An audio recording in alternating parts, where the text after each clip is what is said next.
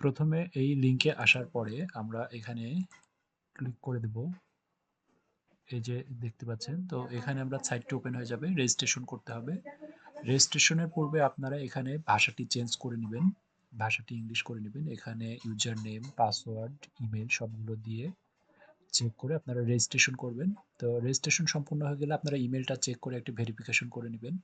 তো এখানে আর্নিং এর জন্য বিভিন্ন কাজ আছে, ইউটিউব থেকে সবচেয়ে বেশি আপনারা আর্ন করতে পারবেন। তো এখানে ইউটিউবের কাজ করতে গেলে এখানে লিঙ্কে ক্লিক করতে হবে। লিঙ্কে ক্লিক করে প্রথমে এরকম আসলে কেটে দিবেন। কেটে দেওয়ার পরে তো আপনারা এই যে এখানে কেটে দিবেন, হ্যাঁ, কেটে দিয়ে একটু অপেক্ষা করবেন যে আমি একসাথে দুটো করে কাজ করা যায়। আমি কিছুক্ষণ অপেক্ষা করছি, কয়েক সেকেন্ড হয়ে গেলেই কাজটি শেষ হয়ে যাবে। তো এই যে শেষ, আমি কনফার্ম করলাম, আমার কিন্তু এখানে টাকাটা ব্যালেন্সে যোগ হয়ে যাচ্ছে।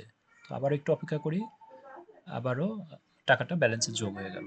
এখানে আমরা একটি সাবস্ক্রিপশনের কাজ করব। এখানে আমরা ক্লিক করে আমরা বের করব এই সাইটটি, এখান থেকে কপি করে নিলাম, কপি করে নিয়ে আমরা এখানে ক্লিক করব।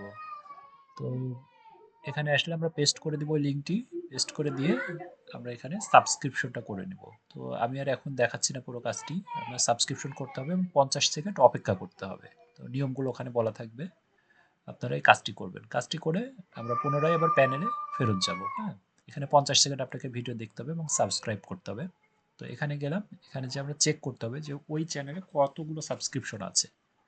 তো ওটা চেক করার পরে আপনারা এখানে পাশে চেক বাটন পাবেন, ওখানে ক্লিক করলে আপনার এটা সম্পূর্ণ হবে। তো আপনারা উইথড্র করতে পারেন পেয়ার দিয়ে, পেয়ার দিয়ে আপনারা উইথড্র করবেন, এটা কোনো বিষয় না, মাত্র 3 টাকা হলে আপনারা উইথড্র করে নিতে পারবেন।